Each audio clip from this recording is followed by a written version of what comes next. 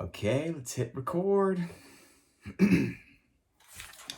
Welcome back to another episode of the Fab Lab podcast. I am your host, Aaron Crowley. So glad to be tuning in with you, fellow fabricators, ladies and gentlemen, fabricators from across the fruited plain.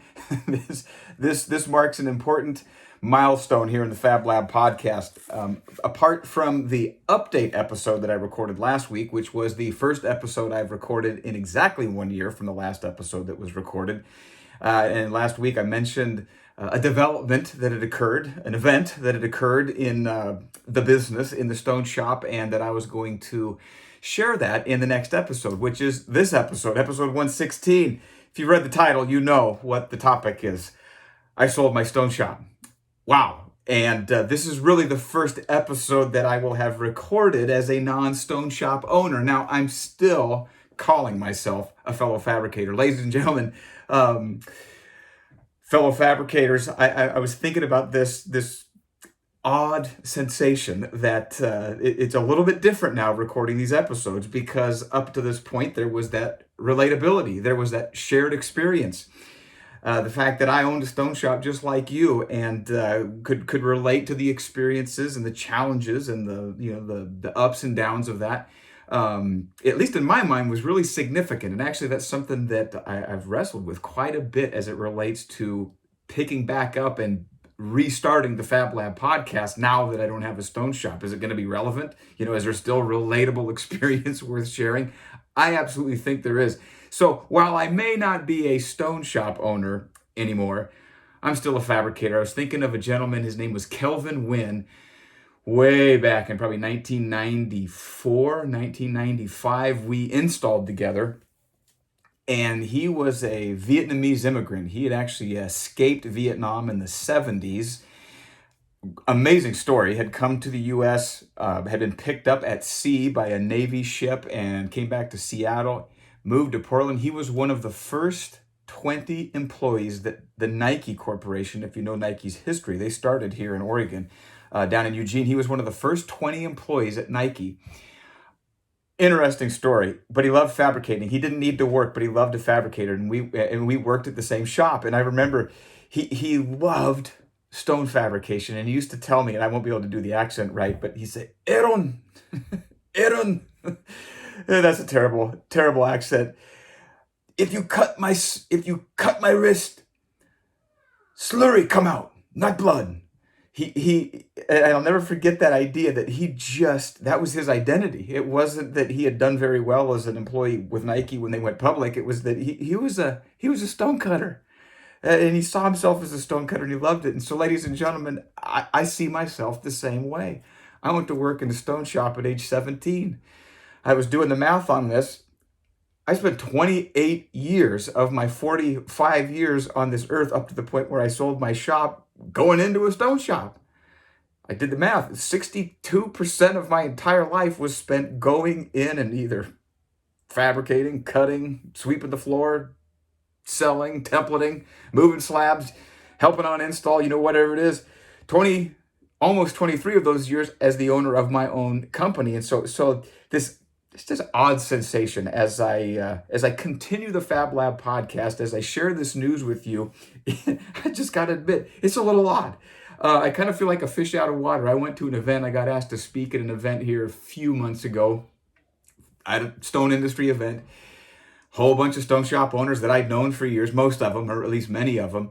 And it was not that anybody made me feel this way, but the sensation that I'm kind of an outsider now, at least from my perspective, that even though I had 23 years of running my own shop, the fact that I don't own a shop right now, it does change things to a certain degree. But in a lot of ways, it changes things in a very positive way as it relates to the Fab Lab podcast. And I'm going to get into that in today's episode. I want to not just tell you that I sold my stone shop. I think it's really important. The relevance to you, fellow fabricator, stone shop owner, is significant. Like I mentioned last week in my update podcast, the significance is real, and I think it's relevant why I made the decision. And next couple episodes, I'll get into kind of how that unfolded, how it worked, And really what I learned through that process, I learned a lot. Wow, my goodness. But in this episode, I want to tell you why. What was it that led me to make that decision? It's really interesting.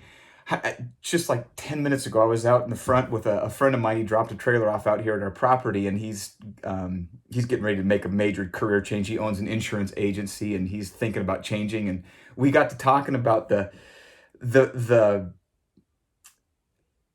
this paradox when you've done something a long time and you're relatively successful at it and it's working and it doesn't really require you to work that hard. You'd think that's the dream.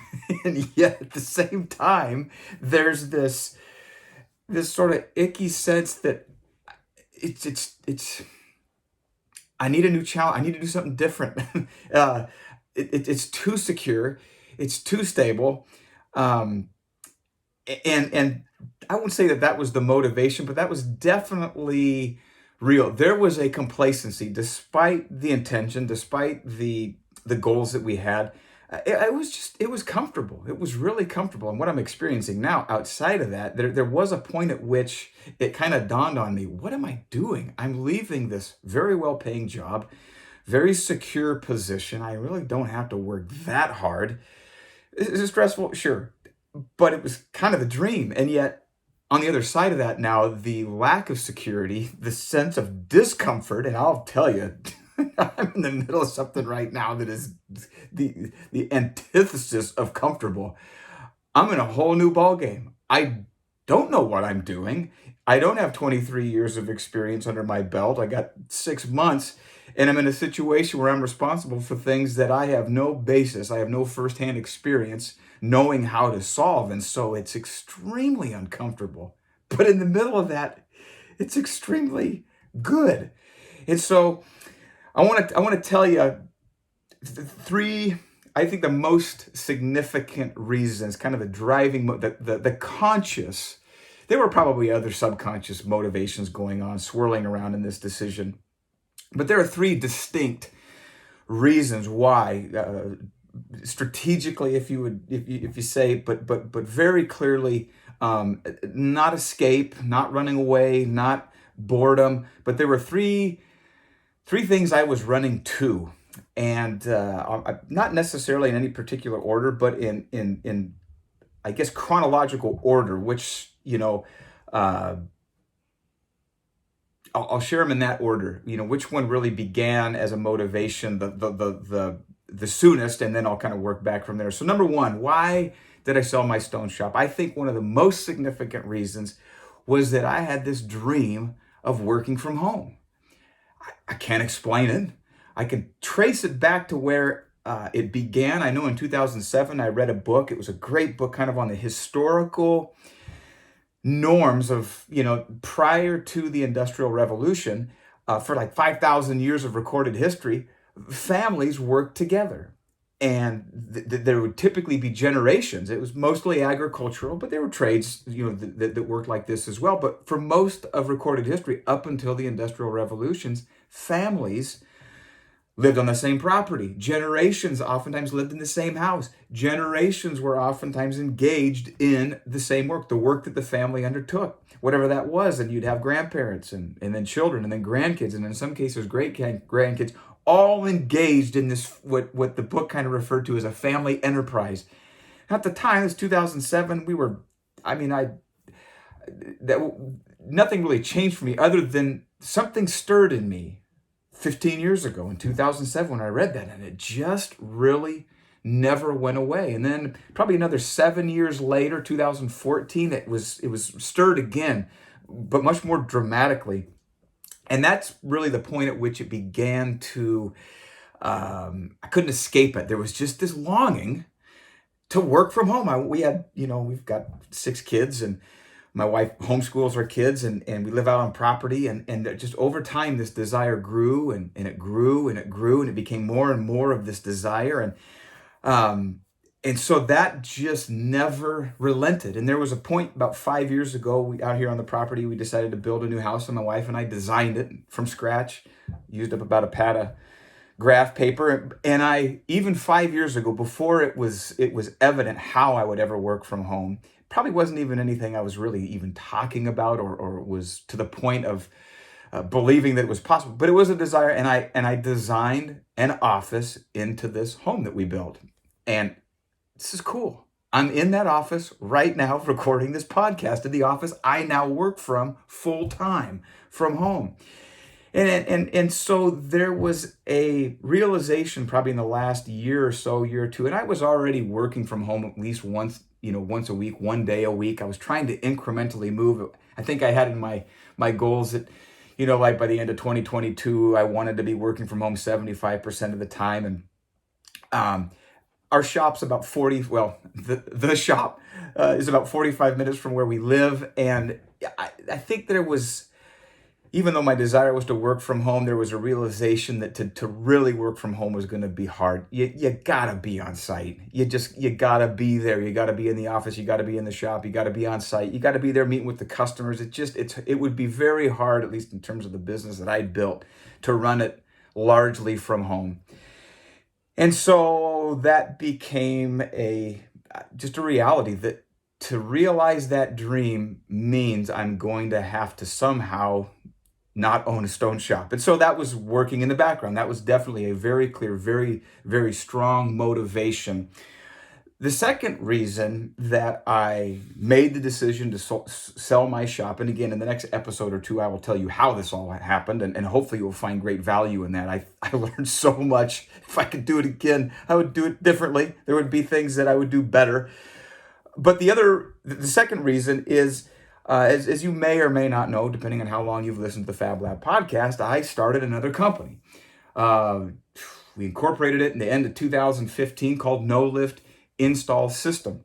Piece of equipment we developed in our shop to help our own installers who, we've been wearing out for years, wearing out time and time again. We'd have guys get to the point where they just couldn't do the work anymore and they'd quit and go do something else or whatever. So we developed that and launched that company and patented the product, and then that business started to take off. And a couple of things happened. We were running that business out of our stone shop. We had a big shop that we owned, and we had some space in that, and that allowed No Lift to develop and grow and do the manufacturing and the assembly. But it grew to the point where we literally could not. It was bursting at the seams. We just didn't have the space that we needed to really make that thing work. And it was becoming evident that No Lift was probably going to eclipse, in terms of sales and sales volume, it was going to eclipse my business last year in 2021. And in fact, it did, ironically. So we had begun looking at some equipment that we needed to buy, a pretty sophisticated robotic welder. And it was like, we have to invest in this equipment, but there was no room in our shop to put that in there. We were already bursting at the seams. And so we made the decision, look, to put this piece of equipment in, we got to move. Space being what it is in Portland, from an industrial standpoint, the best place we could find was 55 minutes from my shop. So it was like this triangle from where I lived. My countertop shop was about 45 minutes. Where we moved No Lift was also about 45 minutes from my house, but between each other was about 55 minutes. They were almost an hour away. So we had that decision. We moved the bidding. So now I could no longer be present in both businesses simultaneously. It's like if I had to deal with that, I had to drive an hour to go be in the shop. Well, the other dynamic that was going on at No Lift was that not only had we invested in this piece of equipment and the business was growing, there was a point in, probably late 2020, where my business partner, who happens to also be my uncle, Roger Crowley, kind of, by the way, mentioned I'm retiring at the end of the year. And it's like, what? Hold on a second. We just signed a lease on this building. We're putting this piece of equipment in. The shop's now an hour away, and you're going to retire. Okay. So that, in and of itself, from a practical standpoint, that was really the point at which it was like, okay, I think I'm going to have to make a choice here. I just don't know that it's practical. The scope and scale of what I consider to be the need the industry has for the No Lift, for an industry-wide shift in mindset around lifting and carrying and picking up 3cm granite countertops. I might get into that some other time. and my passion for that and the reality of running the stone shop and the fact that they were an hour away from each other, it began to dawn on me pretty quickly.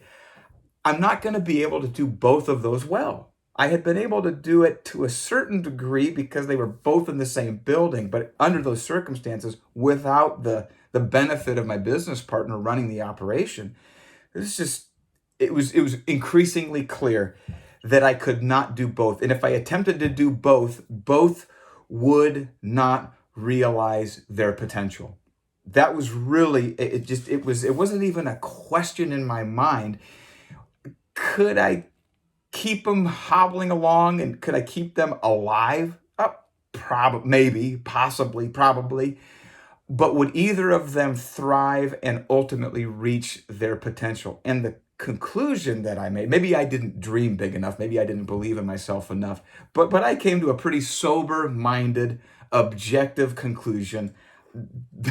My skill sets, my gifts, my talents, my limitations were such that excelling in both of those roles was just not likely to happen. And to attempt to do so would have made working from home even less likely. And so that was probably the point, the move of No Lift, the retirement of my business partner and my uncle, and the realization that I can't do both of these well. I'm going to have to choose. Oh, so now what do I choose? What is the decision going to be? And so I'll maybe from that point move into my third motivation. The Fab Lab podcast, the speaking that I've done over the years in the industry. I wrote a book on small business management. I wrote over 70 articles in the stone industry in printed trade publications, Stone Industry News, Stone Business Magazine, the Slippery Rock Gazette. What's the ISFA? Architectural Countertop, I think is the name of that magazine. I wrote over 70 articles. And I look back and I saw this theme. There is something there that I am inclined as an individual, my kind of wiring, if you will, sort of leads me to communicate. There's a need. I've heard it put like this, why does a bird sing? There's no real practical benefit from that. It's what it's got to do. It's what it was made to do. And as I assessed this and I assessed what has developed over the Fab Lab podcast, the couple of years that I've done this, I began to realize again that while I was doing the podcast, running my countertop shop, also running Fabricator's Friend, another business that I started here in the stone industry, and trying to get No Lift launched and introduced to the industry and begin that process of an evolution, if you will, in terms of the way the industry thinks about lifting countertops, I was also getting opportunities to coach people, and people were coming to me. Hey, I read your book. Hey, I listened to your podcast. Hey, is there any way you can help me? And I had gotten myself so busy that there were instances where I had scheduled coaching calls that I forgot about. I just had so many things going on that I couldn't do that well. And the interesting thing, I heard Tony Robbins mention this, and I think it was a YouTube ad for some program he's selling right now. And I've Unlimited Power, his book, Unleash the Power Within. I'm listening to a course right now by Tony Robbins called Mastering Influence. I've benefited greatly from Tony Robbins, but this ad on YouTube, just literally a couple of days ago, he was talking about the difference in athletics, and oftentimes the athletes on the court or on the field are much better athletes than the coach that's coaching them at that sport, and that there's a reason why the coach is on the sidelines observing, and there's a reason why the coach isn't on the field. You can't coach and play at the same time. It just doesn't work. And maybe it's a law of nature, it's a law of the universe. I don't know, but I think there's a parallel there. That this, again, kind of a choice, the desire, the inclination, the leaning towards communicating and sharing what I've learned over the last 23 years in business and 28 years in the business, in the industry at least. I gotta, if I'm not writing, I'm speaking. If I'm not doing that, I'm on the podcast. And that seems to be giving me opportunities to share what I've learned with other stone shop owners. And I just really, I felt, I won't say an obligation, if you will, but that there was a desire if there was the opportunity to positively impact another owner who needed help, I needed to have the time and the space and the mental capacity to be able to do that well. And what I was finding was that I had so many obligations stretched between all of those things, I couldn't do it well. And so that began to dawn on me that, wow, there's a huge need and a huge opportunity to align my gifts and my experiences and my skills with others who may benefit from them. And so again, it was this choice. Can I do both? Can I actually be on the court and coach the team at the same time? Kind of, maybe. Is it going to be sustainable? Is it going to be excellent? No. And that was really the third motivation. And not that necessarily played like it was so conscious that it was strategic that I want to develop this coaching practice and I want to make the Fab Lab podcast a standalone entity, an income stream. And so to do that, I've got to make this calculation and I'm going to assess the options and the opportunities. And well, by comparing the number, it wasn't like that, but it was more just the realization that's where I was leaning. That's what I wanted to do. And something had to give. I just couldn't do it all. And I definitely couldn't do all that and still work from home. And so it maybe began to look like this. I began to see things like, what could I do if I didn't have the responsibility of the stone shop? And the more that I contemplated that reality, that picture, that image in my mind of what life would look like if I didn't own the stone shop, I could work from home coaching my sales team, or I should say, I could find myself figuring out that I really don't know how to coach a sales team, and I'll have the opportunity to learn in an extremely uncomfortable environment how to do that. But I could do that from home because all of our sales reps are remote.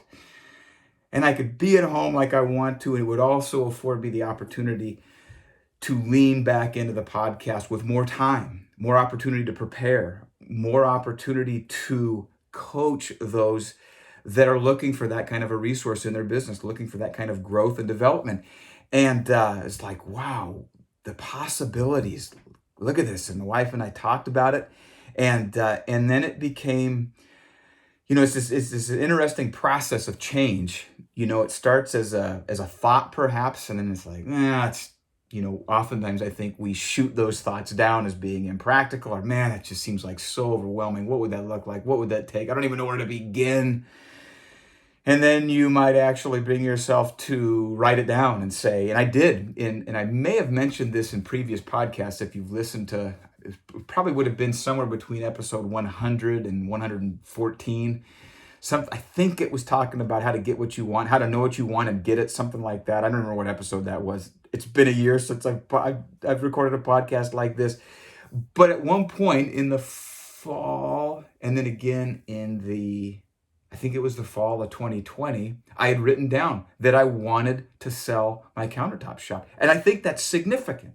For whatever reason, I don't understand how that impacts our subconscious and how it allows the mind to begin to work on these problems, even when we're not necessarily thinking about them. I'm not a psychologist. I don't necessarily understand why that works or how it works.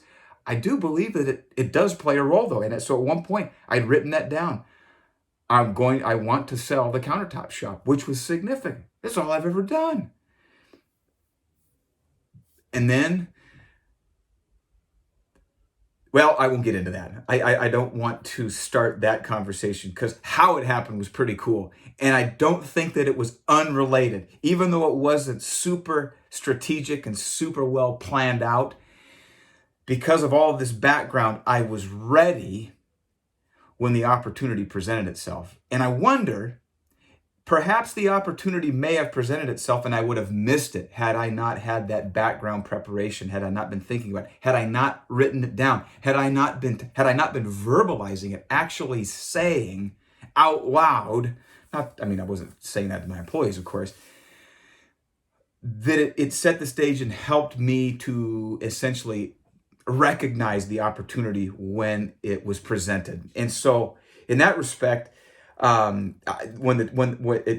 it happened, and I'll get into that in the next episode, how that happened and how that process unfolded in terms of what did it look like to actually sell the Stone Shop. It was a fascinating, and it was 10 times more difficult and stressful than I would have ever imagined it to be.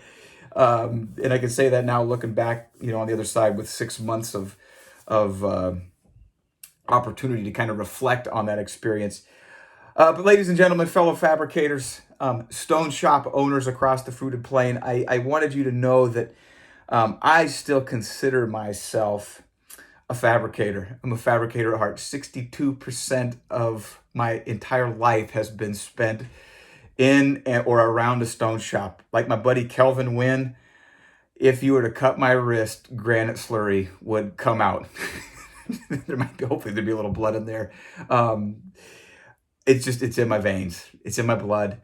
It's who I am. And so, ladies and gentlemen, fellow fabricators, I just want you to know that if you were to summarize all three of these reasons why I sold my stone shop and why now I feel like it is an appropriate, I feel like it is a healthy, I feel like it is a necessary distancing. While it feels, I'm saddened by the fact that now I'm kind of like by myself now. I'm like this loner podcaster, cart salesman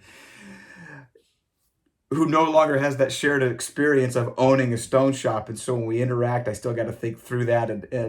But I think that it prepares me and maybe enables me. The preparation was the 28 years in the industry, 23 of them in business for myself, owning a countertop shop, and having had multiple phenomenal coaches along the way. I think that was the preparation. That being detached from is what enables me to now really leverage that for maximum impact. And so I look at these things, and there's a theme here. I look at this, I like to think that being around will be at the end of the day, a plus for my family. There may be days when they won't agree. But I got time to hopefully work on that. And so it's impact. I want to be around. Running my stone shop the first 10 years, I was so consumed with success that I missed a good chunk of my older 3 kids as growing up because I just worked all the time. Well, we ended up having 3 more kids, ironically.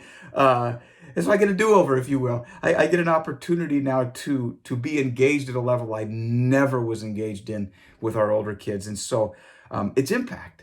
The opportunity to be present and to impact their lives in a way that I missed the first time around. The second thing with no lift, I got to tell you, ladies and gentlemen, every day that goes by, I'd made enough countertops. This is something I knew.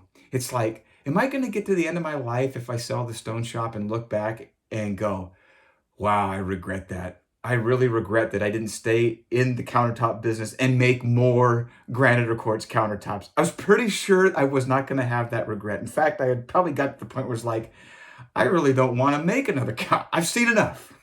I've seen enough of these things. I don't need to see anymore. I think I can check that box and say I have manufactured and installed enough countertops, and I can move on to something else. But you know what? I knew I was going to regret if I didn't put all my focus, or at least most of my focus, into the issue, what I consider to be, if not it's the second biggest problem facing the stone industry today. And ladies and gentlemen, fellow fabricators, I know this from firsthand experience. I wore out more installers working for me in 23 years than I can even remember. I still to this day make routine trips to the chiropractor because of the installing that I did 20 plus years ago, putting 3cm countertops in day after day after day after day after day after day. And I haven't installed in years, yet the abuse and the impact that abuse had on my body does continue to this day. And it continues for thousands and thousands and thousands. This is not intended to be a guilt trip.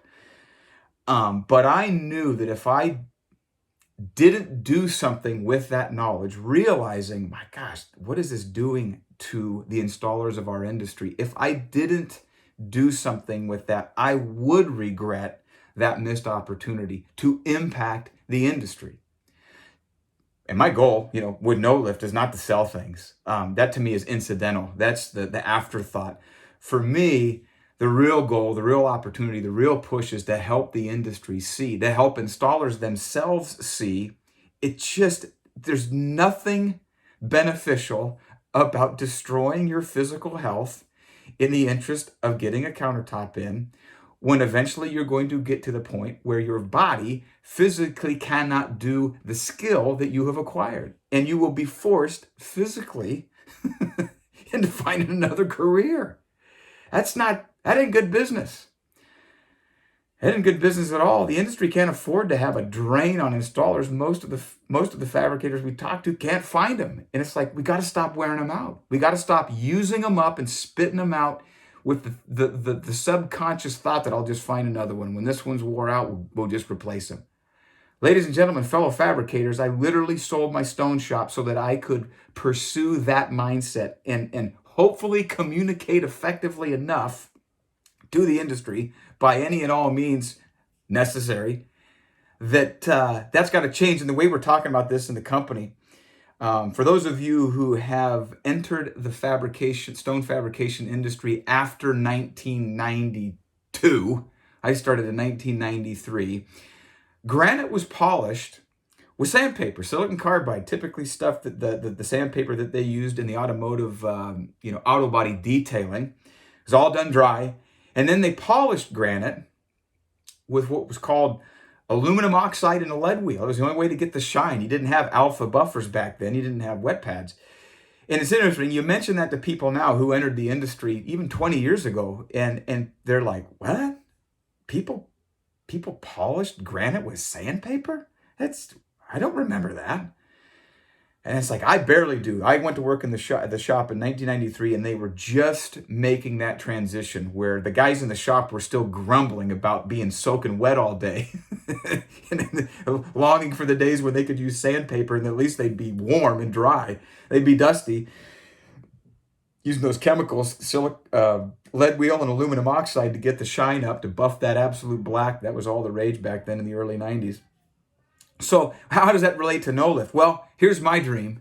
Here's my focus. Here's my passion. Here's why I sold my stone shop. I want to focus on making such a massive shift in the mentality of the stone industry. And I'm talking about the entire industry, from the companies that are importing the slabs, distributing the slabs, to the companies that are selling the equipment to fabricate the countertops, to the businesses that are doing that fabrication and the installations, all the way down to the installers themselves, so that the mentality shifts so completely that eventually there will be new installers and new employees in the stone industry that will enter the business, and they will go, what?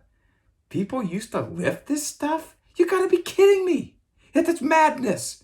I can't imagine anybody wanting to pick this stuff up. That's my passion. That's my focus, ladies and gentlemen. That's why I sold my stone shop, so I could pursue that more single-mindedly, because I think it's that important. I really, honestly do. And it's not just because we happen to have a device that allows people to do that. It's part of it. But that's secondary to the mindset, moving the industry to the point where the industry believes it's a bad idea to pick up countertops when there's an alternative, because it does no good for the installer who's picking them up. So, ladies and gentlemen, fellow fabricators, impact. I want to impact my family. I want to impact the industry as it relates to the damage done by lifting 3cm countertops. And I want to impact the businesses in this industry. My focus of the Fab Lab podcast, the focus of all my articles, the focus of my book, Less Chaos, More Cash, all of it is all oriented around a single philosophy, the philosophy that allows an owner to transition out of that firefighting stage where they are perpetually and always under stress, always solving problems, always frantically running around trying to keep the thing together, to move to a place of leadership and delegation where they organize the business. They calm the business down by communicating effectively and delegating expectations effectively so that the owner doesn't have to be on site at all times to enable the company to fulfill the promise that it makes. I just believe So many owners. I know, it's not that I believe it. I talk to them all the time because they contact me from the Fab Lab podcast. They're burnout, they're fried, they're run ragged. They don't have time for their family because they're working so hard trying to keep everything together. And there is another side. There is an opportunity. The skill and discipline of leadership and delegation can transform that experience, can make companies more profitable with less work and less stress and less risk to the business and the owners. And I just have a passion for that. I feel like I was fortunate to have been coached through that and into that knowledge. I put it into practice over and over again. Ironically, I find myself now, in a sense, starting over, doing and implementing the very things I've talked about here on the Fab Lab podcast in No Lift. As this company grows and scales and we add staff and it expands, it's like, the business, the industry, the type of company, doesn't matter. Those principles to effectively and consistently deliver on the promise that you make, you have to implement those principles for it to be successful. And so here I am at ground level, starting over with a new company, and I am applying in daily practice the very things I've talked about on the Fab Lab podcast here for the last couple of years. I'm putting them back into practice yet again at No Lift Install System. It's great because it proves over and over again that it works, that it can work. And it doesn't matter what department it is, it doesn't matter what industry it is, it works. And it allows the business to scale and be successful. So ladies and gentlemen, fellow fabricators, I'm so glad to be back on the Fab Lab podcast here in my home office, living this dream, recording this episode behind the Fab Lab podcast microphone, sharing with you the things that I've learned. Next couple of episodes, like I said, going to talk about how did this come about and how did it look? How did it unfold? How did the process of selling my company, how was that to experience? And I'm going to share that with you in detail in the very next episode. The episode after that, I'll probably continue that conversation. Probably talk about what I learned. I've already been asked to speak on this. I even did a webinar on this topic, and I think I'll probably record an episode on this as well. I called it the psychology of selling out. There is the how, there are the mechanics of, getting a valuation and negotiating with a buyer and the process of notifying the crew and that transition of handing the business off, to a new owner. I mean, that's the how. That's the mechanics. But I got to tell you, the psychological, the emotional roller coaster that was for me was something I did not anticipate. And in the process of looking back, it's like, wow, I learned so much. I wish I would have understood more what I was entering into. Would have helped make that 6-month-long transaction a lot less stressful. And so I'll probably share that with you in the episode after the next one where I talk about how I sold the Stone Shop. So ladies and gentlemen, make sure you tune in next week. I got so many interviews lined up that I don't know how. I may have to do an extra episode a week to put these interviews out because there's so much opportunity. There's so much in store. So ladies and gentlemen, I hope you will tune in next week for another episode of the Fab Lab podcast. You can also check out my YouTube channel, the Fab Lab podcast YouTube channel. These episodes now are going to be videoed in addition to being recorded on audio, and you can go watch them there. You can also visit my website, aaroncrowley.com, where you can engage with me. You can reach out to me. You can download the first 3 chapters of my book, Less Chaos, More Cash, for free. And if you ever want to reach out and touch base, if you got a problem, you got a challenge, you got an opportunity you'd like to talk about in your stone shop, go to aaroncrowley.com, reach out to me, and I would love to hear from you. So ladies and gentlemen, fellow fabricators, well, I'll check back with you next week. And until then, happy fabricating.